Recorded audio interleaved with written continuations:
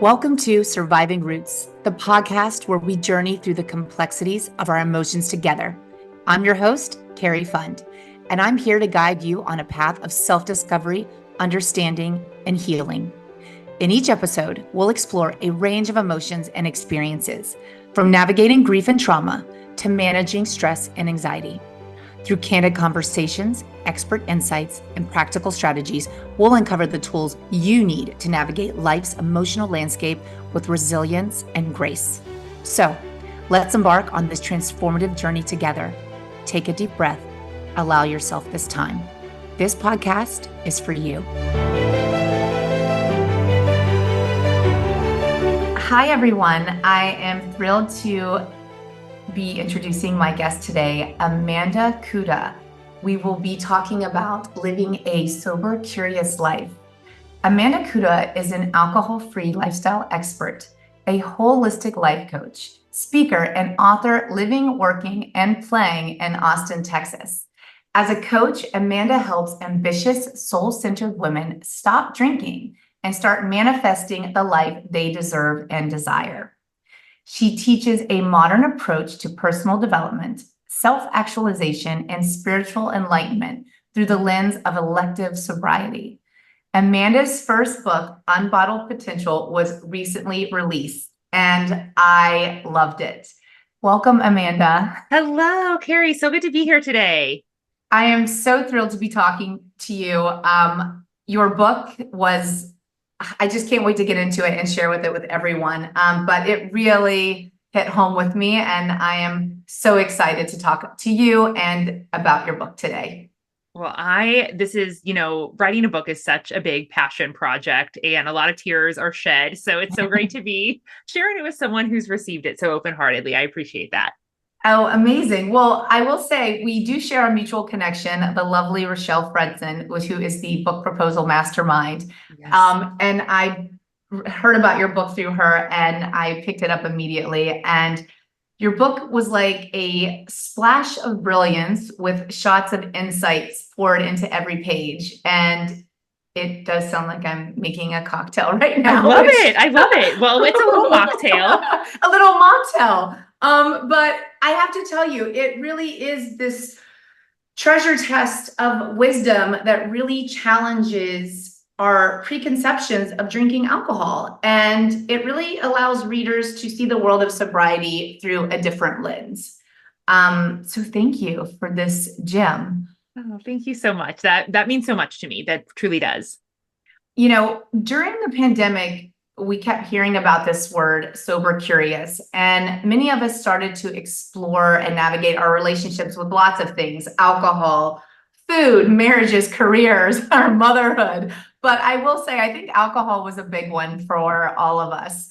And there's so many reasons why your work is important and impactful. And I would love to know what you think about, like, why does sober curious resonate with so many people? Yeah, I think for so long that there has been this stigma around sobriety that's really been dictated by kind of the world of AA and 12 steps and recovery and addiction, which is absolutely very important work. But the reality is that the majority of drinkers don't drink in the addiction area, they drink in the gray area. And so there's this, hesitancy for people who, well, I don't identify as someone who's addicted, as someone who has a substance use disorder. So therefore, I cannot quit drinking. And I'm an intelligent woman. You're an intelligent woman, but I cannot tell you how pervasively that idea stuck in my head. Well, because I don't check the boxes or meet this criteria, I am not allowed into this club in this way.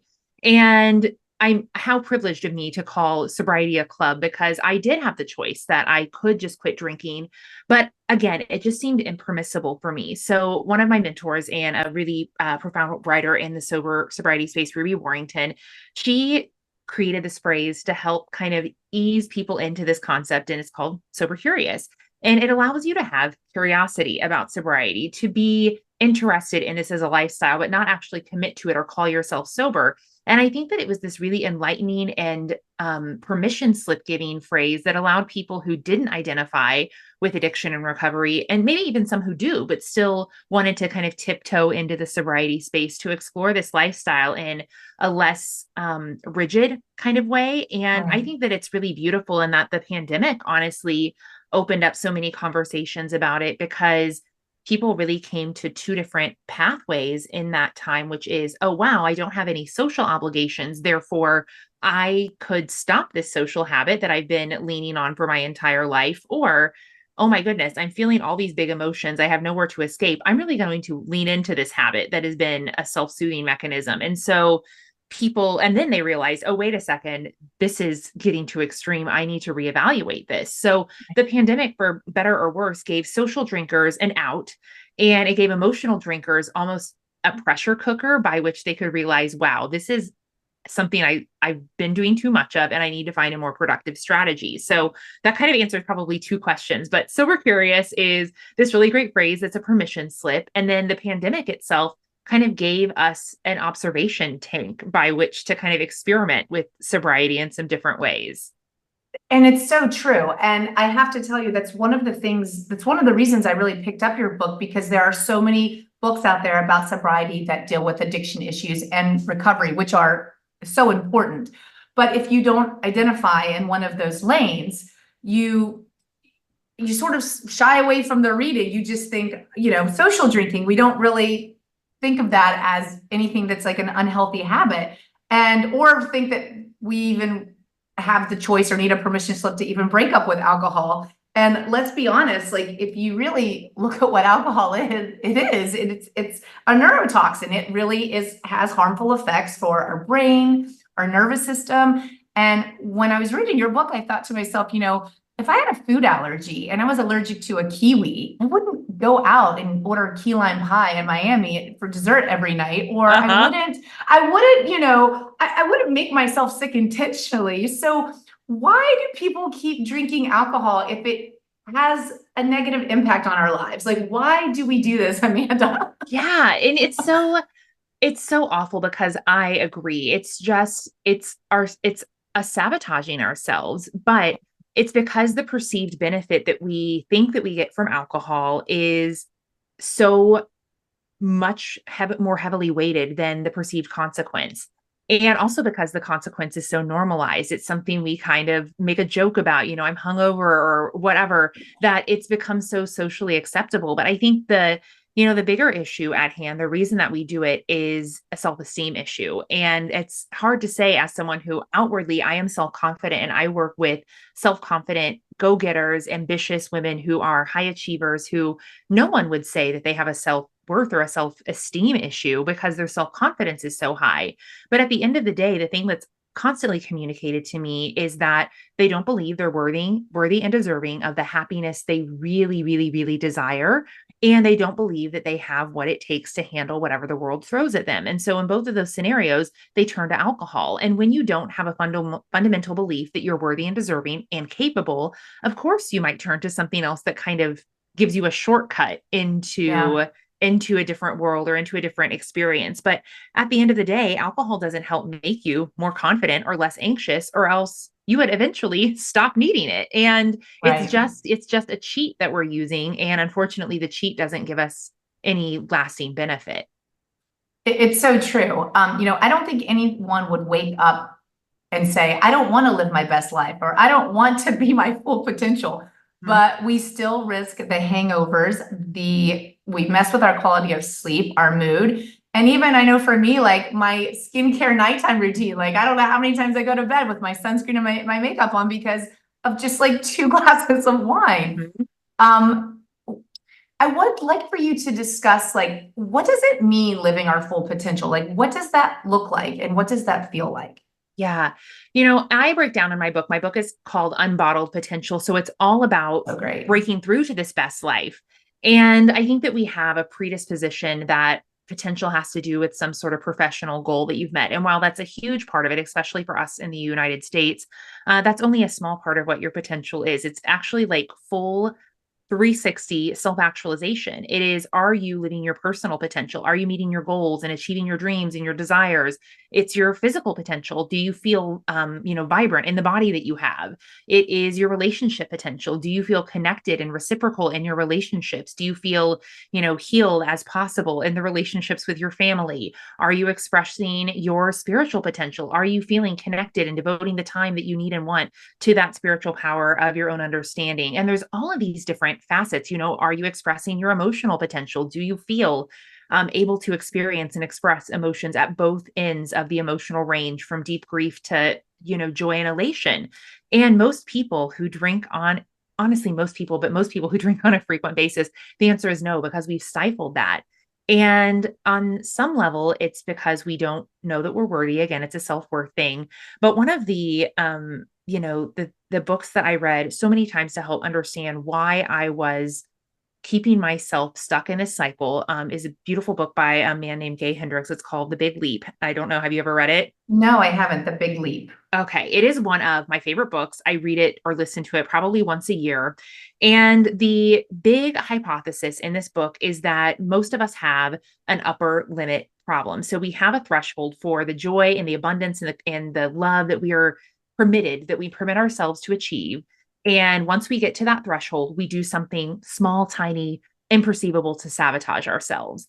And what a more imperceivable way to sabotage ourselves and keep ourselves small and keep ourselves from shining at our biggest and brightest and boldest than by drinking alcohol. Yeah. And, specifically for women who were always kind of told, hey, don't cause too much of a stir. Don't, get in anybody's way. Don't ruffle any feathers. Don't be too big, too bright. Don't, call too much attention to yourself, because that might be unsafe, or people might call you the B word, or, no one will ever want to marry you, or no one will want to be your friend because you're too, big and gregarious or not humble enough.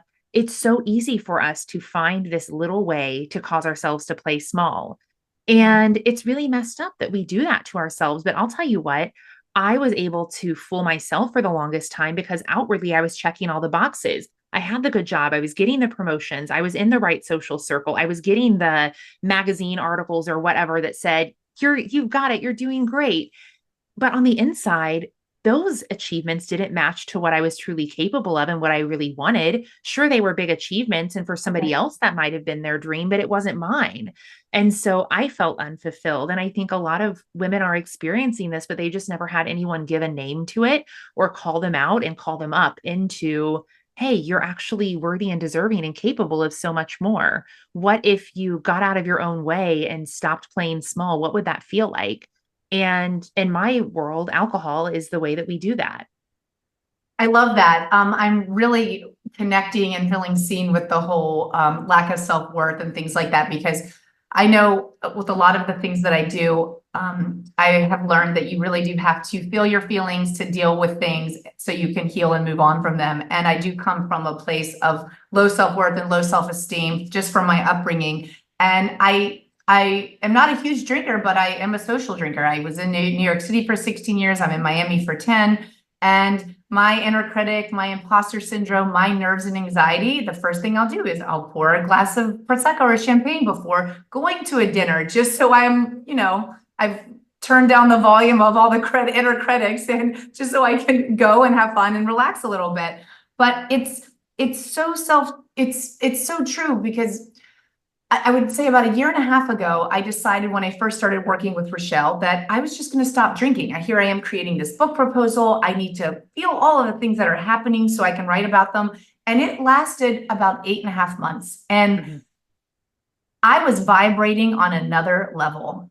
I don't know if it was because because alcohol doesn't do any of those things. It doesn't truly relieve anything. It just temporarily numbs the anxiety or the fear and all of that stuff. So then the next day it's all still there, but then you sort of feel like crap because you're hungover. So I literally cut all of that drama out and really focused on myself. And I don't know, through just being present and feeling truly connected. Like, I remember after those 8 months when I took my first drink to celebrate for like a nutcracker event or something like that. And I don't even know why. I think because it was a holiday and celebration. I don't even know why I broke the sober curious journey of just cutting alcohol. out of my diet, but I did. And I still remember to this day sitting in the theater watching the Nutcracker. I literally felt myself separate from myself after I took a couple sips of that cocktail. I literally felt a physical separation, and I knew then I had messed up. I knew then I had messed up. And it really is true. Like in terms of just being connected to yourself and really feeling whole, like you're living wholeheartedly. Like it really is crazy. I wish It everyone is. could get a taste of that just to see what it truly means. Because Right, but you had to have enough space from it to then go back into it and feel that like kind of dissociation is what you described, kind of like floating yeah, above your body. And you would never have realized that had you maybe even trickled down and tried to moderate and drink a little less, because when alcohol is in your body, you're still having those effects. And so you needed this kind of clear space so that you could see the juxtaposition and the difference between what it feels like to be clear-headed and connected and tapped into your intuition and tapped into spirit and creativity versus what it feels like to go into that zone, which some people like that state of like feeling a little disconnected. But when you feel how powerful it is to be in yes. your full intuition and then you dip back out of it, it kind of feels eerie and scary and discombobulating. It really does. And you just brought up two good points. Like you truly are connected to like your spirit and your intuition. And it's amazing when I think back about like even in New York City with the whole Carrie Bradshaw effect, which you mentioned in your book. Like I moved to New York when I was 22, and Carrie, like, Sex in the City was not reruns. I was watching it with my girlfriends. If I could count the number of cosmopolitans and martinis and Manolos that I drank through my 20s, I don't know. It sort of makes me like not regret, but I think, gosh, all that potential that I was sort of numbing or suppressing, where would I have been now if I literally was using like my truest self, my highest power, like through that entire 10 years in New York City? Like, Oh, it really is crazy. And I it do want to is. talk to you about the Carrie Bradshaw effect, because when I read that part in your book, it really is a culture. Like I even started, I mean, I grew up on a horse ranch in West Virginia, and I started watching Sex and the City. I moved to go to grad school, and first thing I did was I bought a pair of Manolos and I started drinking Cosmopolitans. And I don't even like juices, but there I found myself with the Carrie Bradshaw effect. Like, what do you think today? Like, what's our culture? What's the Carrie Bradshaw effect today that's happening, do Yeah. you think? It's, I have a deficit, of course, and you do as well, that we know the Carrie Bradshaw effect because we lived it. And just to explain to anyone who that's not clear to, that's my way to explain this like phenomena of, okay, this is my representation, this is my visualization of what a sexy, fun, sophisticated woman looks like. For me, that was Carrie Bradshaw and her friends on Sex in the City. That's what female friendships look like. So I built these archetypes in my mind of how you should perform and behave if you wanted to live this type of life. And for some people, it might be Mad Men or whatever that was generationally for you. And I think it's really interesting right now if we look in culture. Now, I'm in my late 30s, so I'm not sure what the kids these days are doing necessarily. But I have to imagine that, and I do know some different statistics that actually young individuals, Gen Z, are drinking a lot less than we drank in our heyday because some of them are just more introverted. Some of them are using other substances, and some of them think alcohol is gross. They've come to this realization much more quickly than we did. But there's also this whole new open runway of people who they can look up to. So, we grew up in the era that, there wasn't so much internet. There were fewer shows to watch. So you got funneled into a couple of different archetypes. I think I could pinpoint for our generations which of those archetypes you might have just because there were 5 or 6 popular shows. So you wanted to Right. be a Carrie Bradshaw, or you wanted to be I don't know who the characters were on Mad Men, but you wanted to be these different people. Those were Yeah. your idols. Those were the sexy, sophisticated people. But now we have this new influx of influencers. And so it kind of depends upon what's your shtick? What is the thing that you value? And thank goodness, I'm certain that there are influencers that are talking about therapy and wellness and personal development, which I think is so cool that that generation is bringing that to the forefront and making it cool and okay. But Yeah. then I also know that there's people, I'm on TikTok because my publisher wanted me to be, and I'm actually learning to love it. But there's this influencer, Alex Earl, who was was and has been the hottest thing on TikTok. And I responded to a couple of her videos that are about drinking. And it's no different than what I thought, 10 or 15 years ago about alcohol, Yeah. that situations were boring when I was not drinking and, all of these things. So it just, I think that there's a bigger variety of who young people could look up to as their Carrie Bradshaw, but it's also all over the place. Yeah. It's hard for me to say what they're embodying at this point.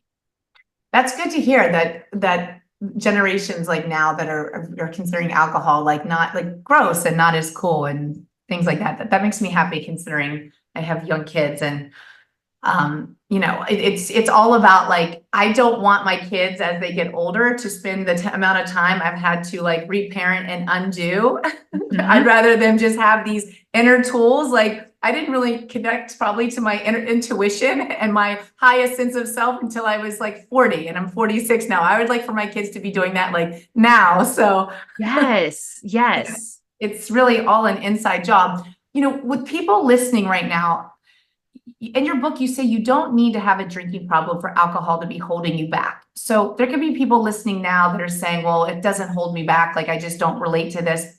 Well, what does that mean? Like, how does somebody know if it's in fact holding us back? Yeah. And I think that I imagine that someone who is just loving their relationship with alcohol and disinterested in this conversation probably hasn't made it this far. So I imagine if you're still listening, that you probably have a sense that maybe your relationship with alcohol has um, outlived its welcome or outworn its welcome. And there are some, I think that the technical question that we're taught to ask is, do I have a problem with alcohol? Am I powerless over alcohol? Those are straight from the AA playbook. And the unfortunate thing is that's not necessarily the most productive question to ask, because when I asked myself that question, I took the quiz online, I asked my therapist, and the answer was a resounding no. And Mhm. so I had to start manufacturing questions for myself that helped me get at the thing that my soul already knew, because I knew intuitively, even though I wasn't fully connected to my intuition, I had this sense that alcohol was holding me back. And here's how I figured it out. I had at that point, to try and live my best life, I had started doing all of the things that I could think of to be my most productive, abundant, self expressed, healed self. I was going to therapy. I was going on retreats. I was reading self help. I was praying. I was meditating. I was doing hot yoga. I was, working out and tracking my macros and micros or whatever. Yeah. And all of it felt like I was doing the right things, but nothing seemed to move the needle. And what I realized at the end of the day was I was doing that to feel good, but I was also doing that to balance the scale, because I'd heard that you can do work hard, play hard. You can do all of these things and they will somehow outweigh or outsmart the negative effects that alcohol is having on your life. But when I wasn't making as much progress mentally, physically, spiritually, emotionally, professionally as I wanted, I could have chosen a couple of different belief systems. Either one, I'm fundamentally flawed and it doesn't matter what I do, I will Mhm. never succeed and be the person that I want to be. And that was a very tempting self-deprecating choice. Or I could have thought, I wonder if it's not so much about doing more. I wonder if it's doing more good things, doing more positive things like the therapy and the meditation and journaling. What if it's about doing something that is taking away, that's detracting from my life a little less? Right. And as I looked around at everything that I was doing in my life, the only really, really detracting behavior was alcohol. And let me tell you what, Cari, I didn't want that to be the answer because it was such a huge part of my identity Yeah. and my persona. So I tried again to ramp up all of the positive things, only to feel like I was spinning my wheels. And so at the end of the day, I said, what is the most unproductive thing in my life? What would it be like to remove that thing and do an experiment and see, could my life be better? And I had already asked myself, might my life be better without alcohol? Is it possible that alcohol is holding me back? Can I intuit if alcohol is keeping me stuck in some areas? And I didn't have proof, again, because I was doing pretty well. But Yeah. internally, because I didn't feel the way that I wanted to feel, and internally, because I wasn't achieving what I wanted to achieve, even though I was doing all of the work, the only two options were I suck and I'm bad, or there's something else that sucks and is bad. And that one felt like a better option to me. And so getting alcohol out of the way became the most obvious, yet the most uncomfortable option. Yeah. I mean, it does like, for example, I was supposed to have cocktails and go to the social club this evening. And I was finished reading your book last night and I canceled my plans because I was like, you know what? It's not that I'm missing out. What I'm going to be gaining is a good night's sleep, some more quality time. I'm going to wake up fresh tomorrow. I'm actually going to take that 6:30 a.m. workout class. Like all of the Mhm. things are actually going to bring me so much joy and to make me feel good. And I'll see my friends tomorrow at a kid's birthday party. Like it really is just being sort of conscious and aware of how you truly want to feel, like what the priority is in life. And I know it can be really hard. Like it was really hard for me to cancel on my friends this evening, but I know I'm going to be gaining so much more by doing other things this evening that are going to bring me like pure joy and happiness and health.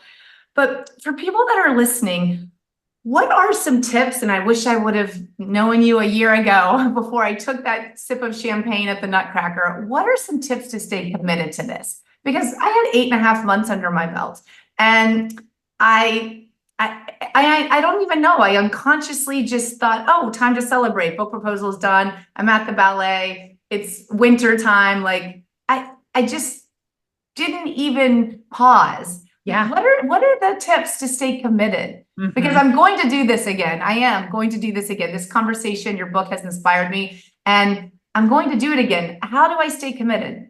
Yes. So I want to give some really practical and also some kind of esoteric answers to Okay. that, because the first piece is you have to, I think that maybe you, when you're describing what you did to when what you did in this past year, you didn't really know what the end goal was. And the end goal that I have for my clients is for alcohol to become insignificant in their lives.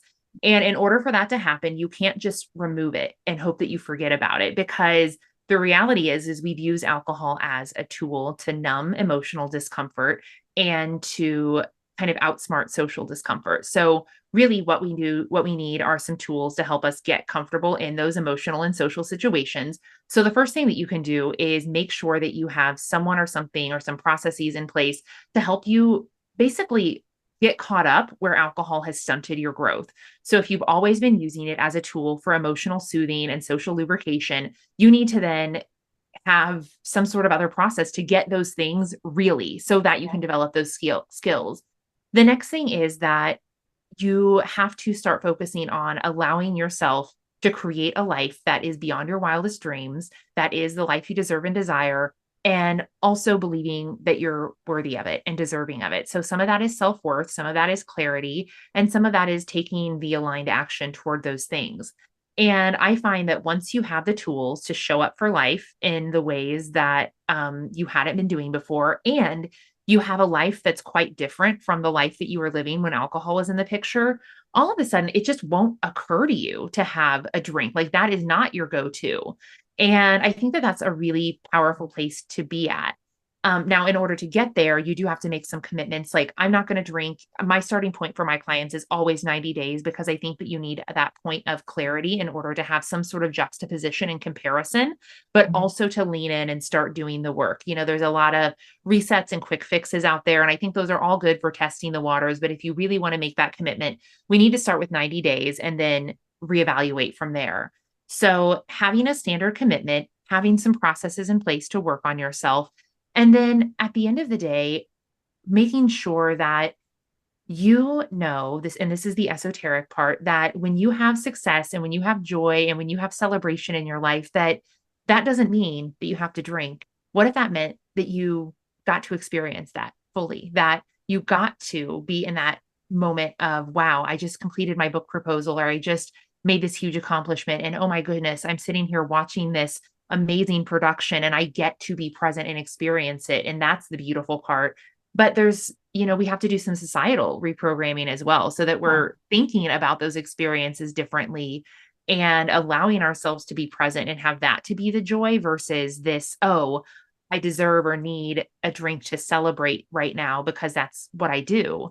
And that's Yeah. all part of, I think that you can get to that as part of kind of that rewiring and reworking process. Yeah, it's so interesting that you said 90 days because when I was on that 8 month plus journey, it was about 3 months where it all sort of clicked in for me.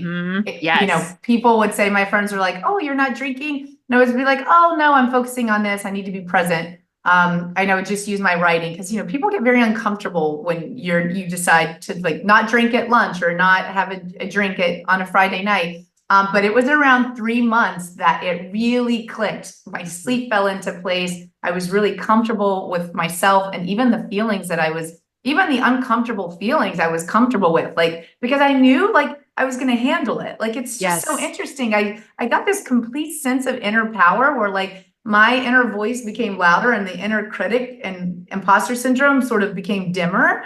And Yes. I just found this new sense of power. And it was around 3 months that it all Mhm. just sort of came together. And I think around 3 months is when it just fueled me until the Nutcracker. Yes. Yeah. But I didn't It's have so the right common to tips do in that. place. I didn't have those tips in place that you mentioned, the societal, like I could celebrate in other ways by just being present and Mhm. being having joy in that moment. Um, Well, I just want to say for you, I'm actually glad you had that experience because for me, after I quit, I didn't have any tools to support myself. I knew that I just had to keep barreling through. So even though I floundered with my relationship with alcohol for about a year in my sober mhm. curious period, once I decided that was it, I was off to the races. But I think it's also really powerful. And I don't want you to beat yourself up for that decision because then you got to see the difference. Yeah. You were able to see the clear difference so that you know unequivocally, wow, that being alcohol free and being clear and powerful and in my intuition and ready to go towards my goals is way better than this feeling that I experienced at, having the glass of champagne at the Nutcracker, knowing that you didn't even get, I mean, maybe you did, but I didn't hear that you got like plastered and obliterated at that event. And that was, No. even just one drink, you felt the significant difference of, oh, that doesn't actually feel as good as I thought that it did before. Yeah, it actually, I felt sort of sad after I finished that glass of champagne. And then I quit drinking because I didn't like the way, normally alcohol would calm my nerves and my anxiety, and I would like the way that I felt, but I Mhm. actually did not like the way that I felt. Mhm. So I stopped, but it's so interesting, this word sober, it's like, what's another word? Like, people become so uncomfortable with this word. There's a negative connotation because you say, "Oh no, I'm sober," but then you feel like, "But I didn't have a drinking problem," but people will think I had a drinking problem, or I'm not drinking because then maybe if I tell people I'm not drinking, then people will maybe think that I was like an alcoholic. Like, we tell ourselves these stories. Like, what is another word besides sober? Like, Yes, I identify as alcohol free. I usually say alcohol that. free. And also, not that I like indulge in other substances, but it also offers the freedom that if that is something that for I'm not a recreational person, but let's say I wanted to do a healing mushroom ceremony with Yeah. someone, like that allows me the spaciousness to do that. Some people, for sober for them is no substance, nothing at all. And for some people, sober is you had a problem and you quit, and who cares? But the problem is that in our society, different groups kind of own these phrases, and it's really hard to rewire our understanding of that ownership. So if there's this other phrase like sober curious, alcohol free, I also use the term electively sober, though I think that that sometimes requires still an explanation. But I think alcohol free is to sobriety what, dairy free or Gluten gluten free. free is to food Yeah. and or to healthy diets and food allergies or preferences. And so I think that that can communicate what I'm doing well enough that I don't have to over explain it. I love that. I love that. And it's so interesting too. I'm going to start using alcohol free, but isn't it so interesting that you could be at a gathering or a party or a luncheon, and if you say alcohol free, I feel like there's so many questions to follow. But if I said gluten free or dairy free, no one would Yeah, even, people they got would it. move on. They'd be Yeah. like, "Oh, okay, we don't have to order that appetizer. We can do something else." But alcohol free, anything, it just turns into a bigger conversation. People get so uncomfortable. Mhm. But you just brought up a good point. Who cares? Yeah. Yeah. It's typically more about that other person and their relationship with alcohol Yeah. than what they're saying about you. But it's easier for them to push it back to you and kind of hot potato the problem back to you.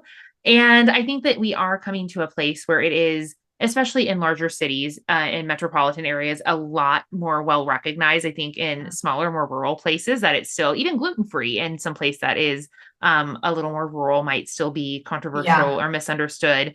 And I think we're coming to a place where more people understand it and are open to it. And yet, because alcohol has such a big place in our society, there's definitely still going to be some discomfort around it. And I believe that you can either choose this as a path that is like a sentence to you, or as something that's an empowering choice. And it's all in your own take on it and your own presentation for it as well. And so I've rarely had anyone when I deliver like, oh hey, I'm not a drinker anymore. I don't drink anymore. I'm alcohol free or what, however I say it. I've rarely had pushback, and it all has to do too with my tone and the way that Yeah. I've chosen to embody it. And I know that anyone at their own individual level can find that way too. And that people who love and care about you and support you, while that decision might make them a little uncomfortable, at the end of the day, they want you to be happy and well. And if they communicate to you in some way that they actually don't want that, then that should be a clear sign to, take some space from that person in your life. That's a very good point, because going back to the kiwi allergy, if I was highly allergic to kiwi or kiwis made me vomit, my friends, the ones that are giving me kiwi, I should probably question the friendship Yes, for and sure. the lack of support with the kiwi allergy. So I feel like sometimes, to put it into perspective, I have to remove alcohol and put in like a fruit or gluten and, Mhm. see how that all responds. Um, you're an expert, a coach, a speaker, an author through your career journey. Could you share one impactful piece of advice that you have received during your alcohol-free journey? Mm. Oh my goodness. So I think that some of the most impactful advice has been some of the things I've had to tell myself. And that probably sounds a little cocky and self-centered, but it was a kind of crickets when I first started into this alcohol-free space. As you mentioned, I've been doing this work for, I'm alcohol-free 7 years, and Wow, I started being sober curious 2 years before that. And this movement has only taken off within the past 4 years. So I had this whole period where I didn't have anyone to reach for. But, so one thing that I have had, I'll give you two different answers to this. One is okay. very self centered, something I told myself, and then something that is outward.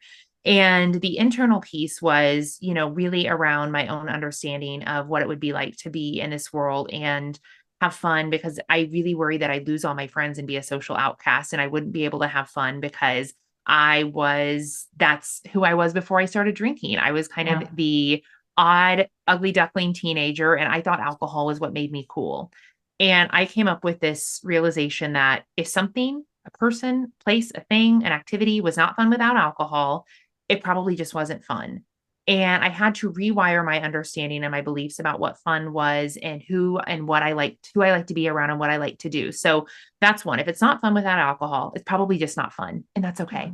That's okay, Yeah. because it's so much more powerful to find the things that are fun and find the people who you are connected with and spend more time with them and more time doing those things.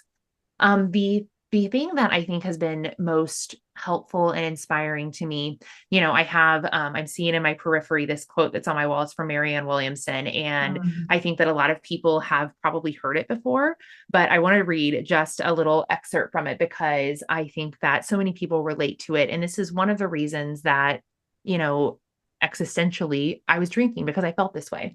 And so she says, our deepest fear is not that we are inadequate. Our deepest fear is that we are powerful beyond measure. And Yes. once I realized that I indeed was powerful beyond measure, I did not want to do anything to hold myself back from that power. And guess what? I still have a plenty long list of self-sabotaging behaviors, but at least I don't have alcohol anymore. At least I Yes. don't have that. Yes.